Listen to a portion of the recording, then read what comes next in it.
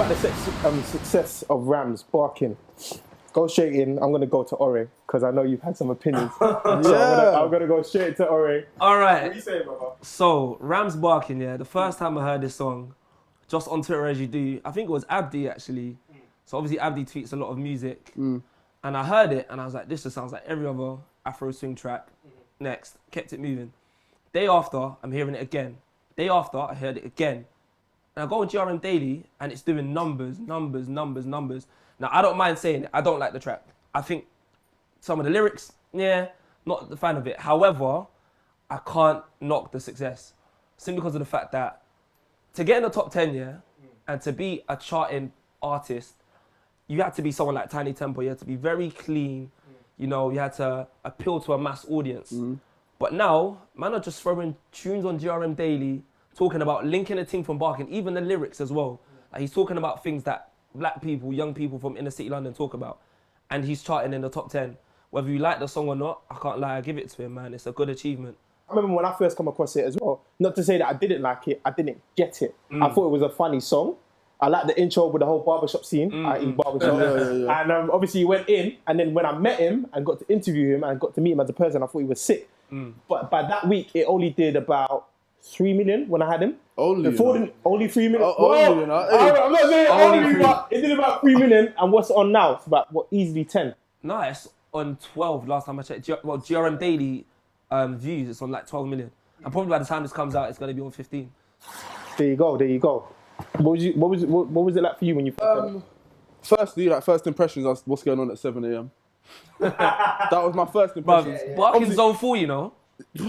7 a.m. Zone 4 in the morning. For me to get to Barkin, I got to leave at 6 a.m.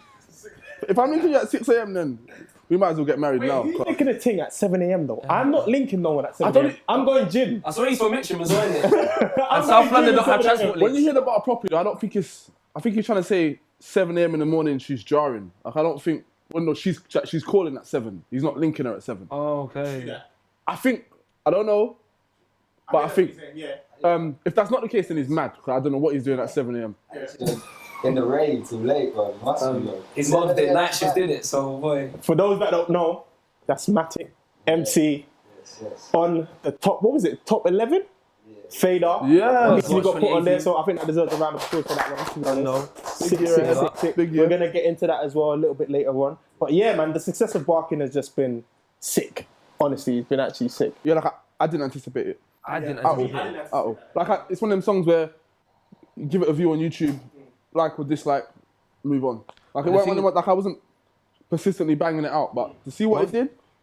One thing about Barkin as well that showed me, like, more than anything else, streaming is so important, fam. Because the moment it got put on that Who We Be playlist, Spotify playlist. Big up Austin the Bowl. It's a little plug there. Then it got put on One Extra's playlist. Then it's on like Capital. So I'm a radio guy in it, so I study radio. Capital, all they do is they play dance tunes, EDM tunes, commercially friendly tunes. I was in a car the other day and it just happened to be on Capital and I heard Ramz Barkin and I said, this is mad.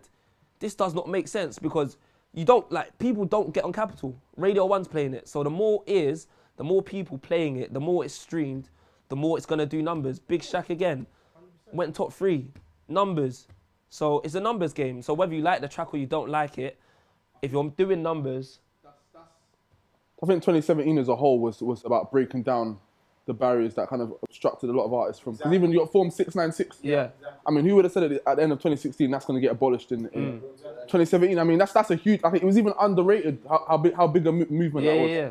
Like it was huge. Even at one point, I feel like that slightly got overlooked. There wasn't a big hoorah about it. How many guys literally fell out of the industry because they couldn't get? Do you know gigs would have been clear 2010. Of like the original wave that came out of grime and some of the road rap coming from gigs and that, they all fell foul of it. They for years and years they couldn't play no shows, they couldn't make no money, they couldn't do anything. And they still stuck at it. That was their way of drowning you out. They couldn't publicly say we don't like you, so we're going to drown out your income. Do you know what's so funny as well? So I did an essay on Form 696 last year, and I actually read the 4-minute, and it's very subtle the way the language in it. So they were like, will you be performing with a backing track and a live PA? Will there be X amount of members from this certain demographic performing? And I'm reading this thinking, it's very specific. The language used I'm not saying guys in the rap world aren't that intellectual, but they might not see that this is a form of kind of trying to just drown it. Yeah, it's discriminatory. You can discriminate and you've got like plausible deniability. Yeah. Trying to say like it's not. They knew what they was doing when they did that form. So that's why I feel like they knew that they had to get rid of it. Honestly, especially for changes as well. Like they wanted to impact change. They had to get rid of it. Yeah, I feel like even because I call it black music. I hate the word urban. Black music is so popular now. You got the likes of Stormzy and Dave and all these guys doing numbers. They can't deny us anymore. Exactly, They it's physically undeniable. cannot deny us. We shape the music now. And it's almost 100%. like in a weird way, we're making money for our communities and we're making money for London. So in a weird way, I feel like the government and London are going to find a way to profit off of that. So by scrapping Form 696, in some way, this might come out in a year's time, they're going to find a way to profit off the success of these black brothers. As with anything, any kind of government changes, you've got to look at it from the aspect of people have sat in a room and they've decided, all right, we're going to get rid of Form 696.